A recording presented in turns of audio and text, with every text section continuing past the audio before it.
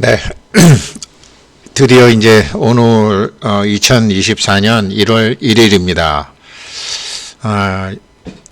2024년 1월 1일인데 오늘이 육식갑자로 갑자일이네요. 갑자, 을축, 병인, 정묘. 육식갑자 중에 첫날이고, 근데 또 설날 있죠? 설날, 원래 이제 갑진년 그러면 음력이잖아요. 설날은 또 갑진일이더라고요. 갑진일. 네, 그래서 어제에 이어서 정말로 니콜라스 부부가 화폐혁명이라는 소리 굉장히 많이 하잖아요. 그래서 어제에 이어서 제가 말씀드리면은 이제 IMF랑 인터뷰하고 IMF에서 어쩌면요 이런 책 같은 거 쓸 때는 정부 정책자들하고 다 협의하고 쓰는 겁니다. 코넬 대학교 정도에서 이제 핵심 몇몇 교수들은. 그래서 이제 이거를 책 제목은 이제 돈의 미래인데 부제로는 화폐혁명, 디지털 화폐혁명이에요.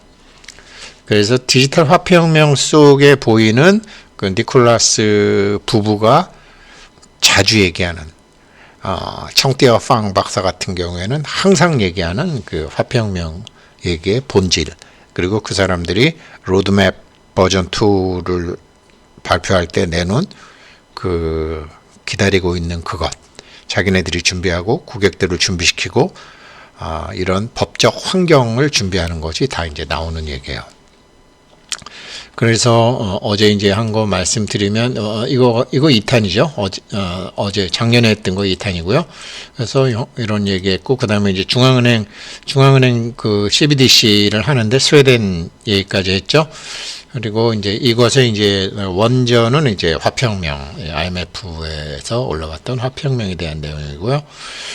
그래서 지금 이렇게 CBDC를 하는데 이제 중국은 어떠냐라고 IMF 측에서 이제 물어보니까, 중국 정부는 이놈의 알리페이하고 위챗페이가 결제 시스템을 장악하고 새로운 혁신을 제공할 수 있는 새로운 경쟁자의 진입을 차단하고 있는 알리페이하고 위챗페이에 대해서 중국 정부 굉장히 걱정하고 있다. 어쩌면 중국 정부도 파이코인 기다릴지 몰라요. 이게 알리페이하고 위챗페이에서 다 하고 있으니까 뭐 할 수 없죠. 알리페이, 위챗페이 잡아 팰 수밖에 없죠. 다행히 청띠어팡이 이제 중국계죠. 아무튼 이런 중국도 경제는 돌아가야 되기 때문에 중국 경제는 뭐 참 망조로 깊이 병이 들었지만 그래도 이게 결국은 소비가 살아나야 되잖아요. 자기네들이 13억 인구 어쩌고 저쩌고 하는 건 뭐예요? 소비 시장이잖아요. 그런데 중국 사람들의 9억 6천만 명 정도가 한 달에 30만 원 정도 받는다는 거니 구매력 파워가 없어진 거 아니에요. 근데 그건 통계학에서 잡히는 것이고 내부 식민지 제도가 있어서 그렇지, 사람이 사실은 이게 구매력, 사람 자체가 구매력인데 파이코인 같은 거 기다리고 있는지도 모르죠. 그래서 어찌됐건 중국 중앙은행은 이 디지털 위안화를 본질적으로 이런 위챗페이와 알리바바페이, 알리페이죠. 알리바바페이의 결제 시스템을 보완하는 것으로 보고는 있다. 그런데 알리페이하고 위챗페이를 누르고 중국 정부의 CBDC를 하려고 한다. 그래서 비트코인도 못하게 하고 지금 그러는 거죠. 중국은 아무튼 좀 중국 특색 사회주의 때문에 좀 독특하다. 그리고 질문이 이제 디지털 화폐가 인플레이션을 통제하고, 제가 맨날 얘기하는 인플레이션을 통제할 수 있고, 완전 고용을 보장하는 중앙은행의 능력에 도대체 이 암호화폐, 디지털 화폐가 어떤 영향을 미칠 수 있냐라고 물어보니까, 모든 미국 시민이 연방준비제도 이사회의 계좌를 갖고 있다고 하면, 그러니까 모든 미국 시민이 CBDC를 다 쓰고 있다고 생각하면 경기 부양책과 같은 특정 작업을 수행하는 게 훨씬 쉬워질 것이다. 그러니까 예를 들면 코로나 때 돈을 뿌렸잖아요. 팬데믹이 닥쳤을 때 초기 코로나 바이러스 경기 부양책은 미국 각 가정에 막대한 금액이 이체되는 걸 포함했다. 저도 100만 원 받아본 적 있어요. 딱 한 번 받아봤죠. 그래서 이게 국세청에 자동이체 정보를 등록한 많은 가구는 자기 은행 계좌로 자동이체를 받을 수 있었는데 국세청에 해당 정보를 등록하지 않은 가구는 선불카드, 직불카드, 수표를 받게 되었는데 이게 중간에서 배달 사고가 많이 났다라는 게 발표가 됐다라는 거죠. 배달 사고도 많이 나고 주소지도 불분명하고 하니까 이 돈이 우편물에서 분실됐고 일부는 도용되고 일부는 훼손되고 했다. 이런 종이로 하고 문서로 하다 보니까 그런데 구자가 있다 그러면 CBDC로 꼽아 넣을 수 있지 않겠느냐. 그런 게 있다 그러면은 뭐 인플레이션을 통제하고 도움은 된다. 이제 그런 얘기였고요.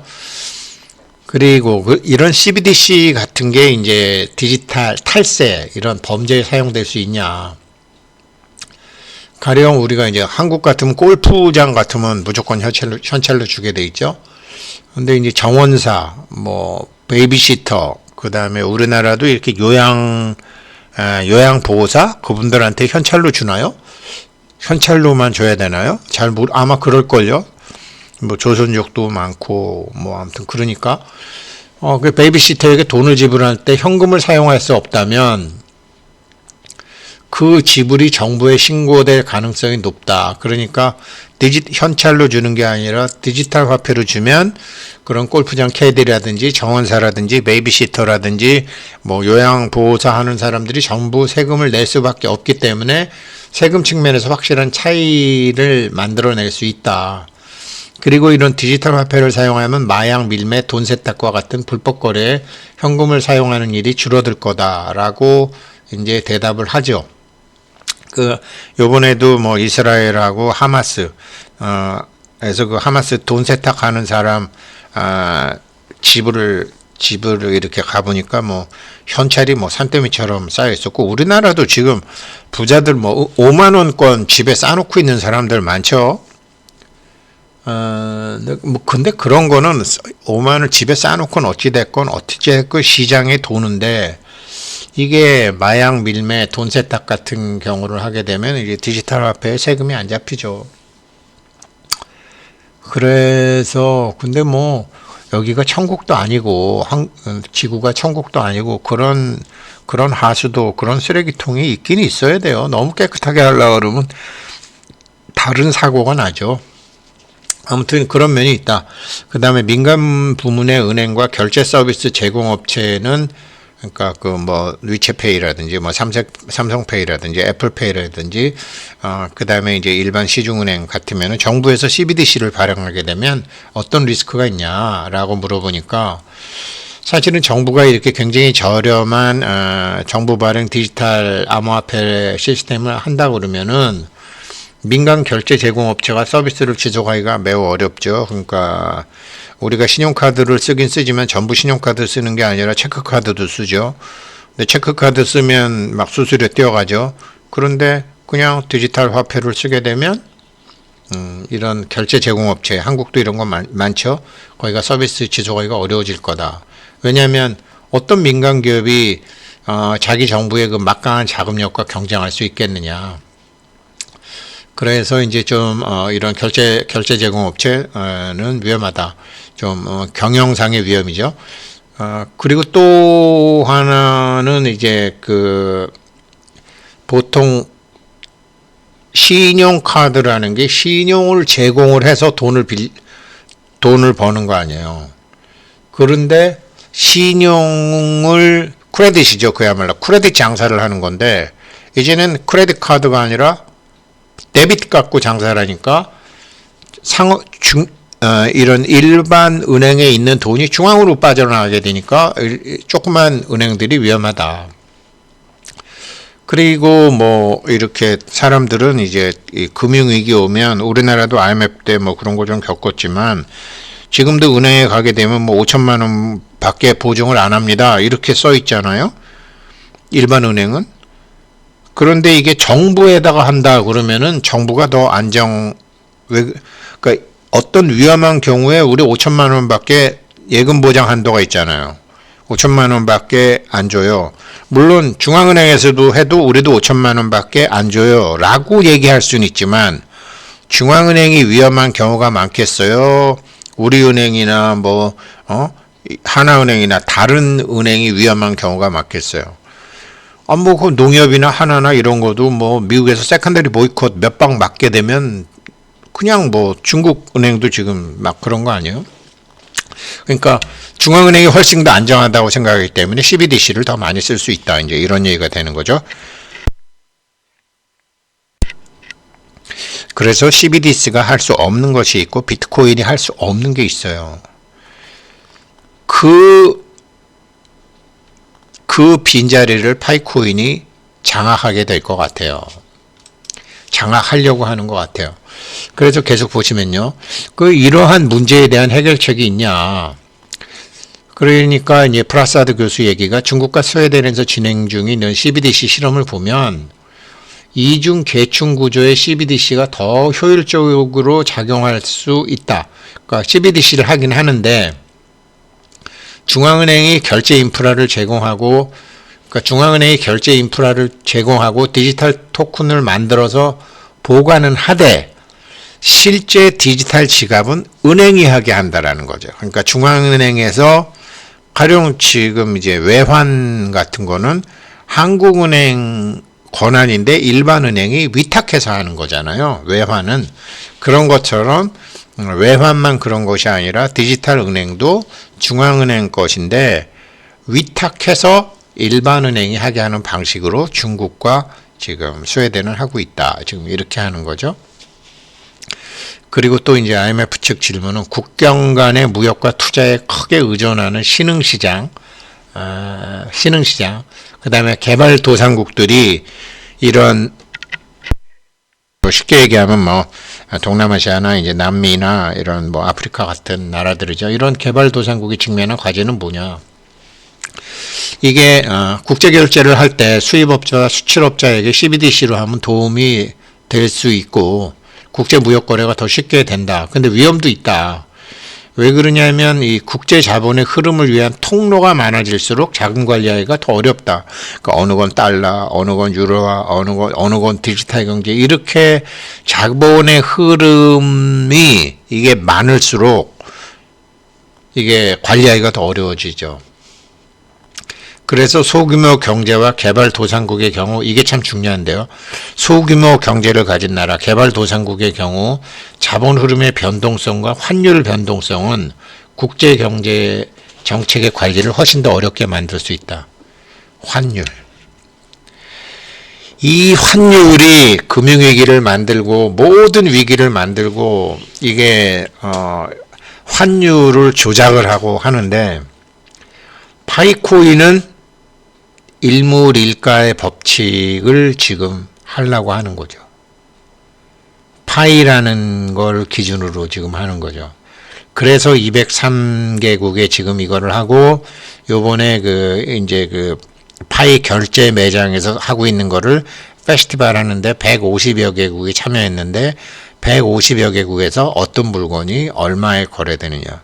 물론 아비트리지는 발생할 수 있죠. 아비트리지는 우리나라도 비트코인 달러로 된 비트코인이나 원화 표시된 비트코인으로 막 4% 5% 차이 날 때도 있고 소형 코인이 이런 소형 코인 몇백 원짜리 코인은 항상 3, 4% 정도 차이 나죠. 마치 대한항공이 다른 항공사에 비해서 서비스가 더 좋은 것도 아닌데 한국 사람은 한국말이 편하니까 가격이 비싸더라도 대한항공이나 아시아나를 타듯이 원화 표시 코인을 산다라는 거죠. 원화 표시 파이코인, 원화 표시 비트코인, 원화 표시 이더리움을 더 비싸게 주고 산다라는 거죠. 그런 아비트리지는 있지만 파이가 지금 203개국 한다, 200개국 한다. 이게 자본 흐름의 변동성과 환율 변동성을 확 낮춰버리겠다라는 거죠. 이거 하게 되면 파이코인이 정말 전 세계를 휘어잡는 암호화폐가 되는 거죠. 그래서 KYC 그렇게 빡세게 하고 있는 거고, 저도 그 점을 제일 높게 해서 하고 있는 거고요. 그래서 신흥시장의 중앙은행이 직면한 과제는 뭐냐? 지금 엘살바도르 같은 나라들 이렇게 하잖아요. 저 비트코인으로 한다. 그러니까 앞으로 이제 달러나 중국 위안화 그다음에 유로와 같은 디지털 버전을 이런 각국의 달러 CBDC, 유로 CBDC 뭐 이런 거 중국 사람 중국 CBDC 이 디지털 버전을 전 세계에서 이용할 수 있는 세상이 될 거다. 그리고 놀라운 소리를 하는데 정말 이렇게 될지 모르겠지만 파이코인이 이 시장을 노리고 있는 것도 같은데 아마존과 같이 전 세계에 영향력을 행사하는 많은 대기업이 자체 스테이블 코인을 만들 수 있다. 페이스북이 이걸 하려고 그러다 한 방 맞았죠. 아마존도 하려고 그러면 아마 한 방 맞을 거예요. 이 시장을 노리고 있을 거예요. 자체 영향력이 있는 대기업이 맘 놓고 사용할 수 있는 코인. 이거를 이제 프라사드 교수가 미리 얘기하는 거죠. 왜냐하면 대부분의 경제 규모가 작거나 그 나라 중앙은행이나 통화의 신뢰도가 낮은 국가를 생각해 보면 자기 나라 국민들이 자기 나라 돈보다 훨씬 신뢰하는 달러, 유로, 파이, 공적이든 사적이든 이런 통화에 더 갈 것이다.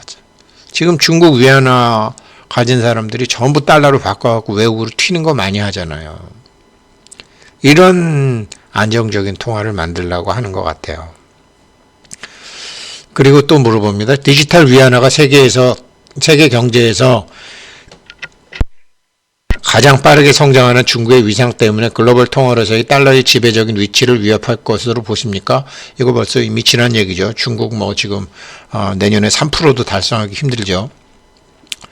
특정 통화를 발행하는 국가의 경제 규모나 금융시장 규모뿐만 아니라 외국인 투자자들의 신뢰를 유지하는 해당 국가의 제도적 틀도 중요하다. 중국이 경제 성장 빨리 하고 사람도 많고 하지만 못 믿지 않느냐 중국을 지금. 이러한 신뢰의 요소, 그러니까 법치주의, 독립적인 중앙은행, 제도화된 견제와 균형 시스템, 이게 203개국 하는 KYC, 그 다음에 블록체인, 그 다음에 스텔라 합의, 이거 파이코인이 이런 거 다 하고 있는 거예요.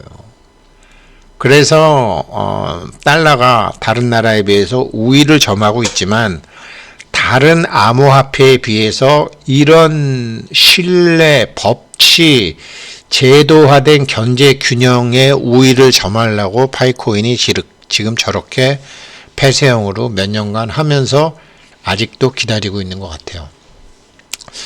근데 연방준비제도이사회는 CBDC에 대해서 신중한 태도를 취하고 있는 것 같은데 왜 그런가요? 라고 이제 물어보니까 지금 각 나라에서 한국도 포함해서 이 CBDC의 실제 사용자가 누가 되나? 이 결제 시스템에는 몇 가지 문제가 있다고 해요. 대부분 많은 결제가 미국이 뭐 아메리칸 익스프레스라든지 비자라든지 뭐 이렇게 해서 신용카드를 통해서 중개가 되는데 이 신용카드는 수수료가 굉장히 높잖아요. 그러니까 가맹점들이 사용하기 굉장히 비싸죠. 근데 이런 비용은 소비자들에게 그대로 다 전가가 된다고 해요. 근데 미국 가구의 5%면은 뭐 여전히 은행 계좌를 가지고 있지 않거나 은행 계좌 자체가 부족하다 그래요. 그래서 뭐 그냥 일반적인 사람들은 애플페이 사용할 수 있는데 애플페이를 사용하려면 은행 계좌나 신용카드에 연결돼 있어야 되는 거죠. 우리나라 삼성페이도 마찬가지죠. 그런데 은행에서 나눠주는 신용 점수로 이런 애플페이를 사용할 수 없는 데가 많다. 수수료 사적 기업이기 때문에. 그래서 맘 놓고 은행 계좌를 사용할 수 없는 사람들한테 이런 중앙은행이 금융 포용성을 높일 수는 있지만 이미 소액 결제뿐만 아니라 도매 결제, 기업과 금융 간의 결제 효율성을 높이기 위해서 FedNow라는 프로젝트 지금 하고 있잖아요. 그러니까 일반인들이 아니라 기업과 금융 간의 결제 효율성, FedNow라는 걸 하고 있는데 금융 포용성을 높일 수 있다는 걸 확실한데 실제로는 이게 어떻게 되는지 지금 우리나라도 그래서 제주도하고 뭐 강원도 어딘가요? 이렇게 인천인가요? 부분적으로 이렇게 시험하고 있는 거죠. 그래서 이런 공식 디지털 화폐가 사회에 더 큰 위험을 초래할 수 있나요? 라고 질문하죠. 그랬더니 그렇습니다. 전체주의 국가, 공산주의 국가, 권위주의 정부, 이 중앙은행 화폐 디지털 버전으로 국민을 감시하는 데 사용할 수 있다. 그리고 공산주의 국가 아니더라도 힘 있는 놈들은 습관적으로 흐르는데 이 중앙은행이 발행하는 화폐가 불법적인 목적으로 사용되지 않는다라고 얘기하지만 사회적으로 유익하지 않다고, 자기네들에게 유익하지 않다고 여겨지는 목적으로도, 그러니까 너 은행 못 가, 너 여행 못 가, 너 비행기 못 타, 너 기차, 이거 중국은 지금 하고 있잖아요. 근데 그게 물론 잘못하면 그렇게 될 수도 있지만 이런 나쁜 거는 또 금세 배우잖아요. 그래서 이게 화폐가 앞으로는 경제 정책의 도구가 아니라 사회 정책의 도구로 사용될 수 있다. CBDC가 되게 되면. 그렇게 되면 중앙은행의 화폐와 신뢰성 자체에 문제가 될 수 있다.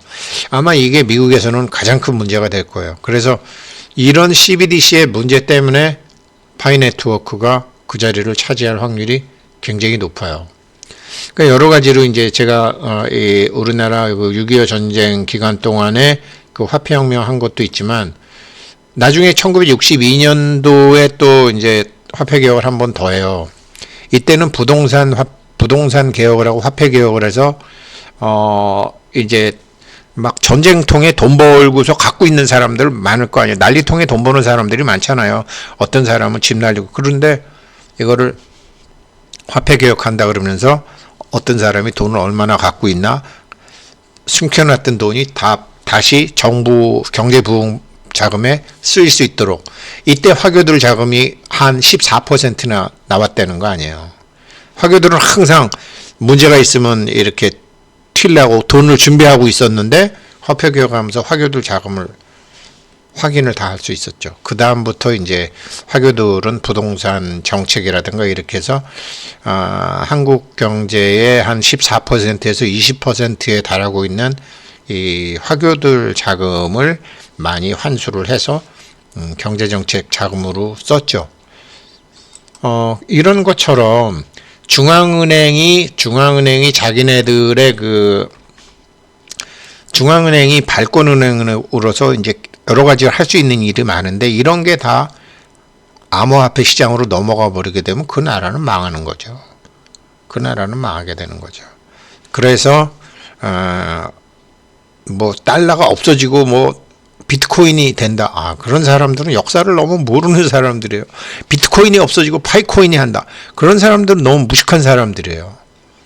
법정화폐가 있고 법정화폐가 도달할 수 없는 방법을 찾아서, 법정화폐가 도달할 수 없는 장소와 나라를 찾아서 그 밑바닥까지 스며들게 하는 방법, 그게 파이코인이 하고 있는. 그래서 제가 파이코인 10,000불간에 1,000불간에 하는 거예요. 네, 1월 1일 우리 희망찬 2024년이 되시길 바라겠습니다. 저한테도 그렇게 바라고요. 감사합니다.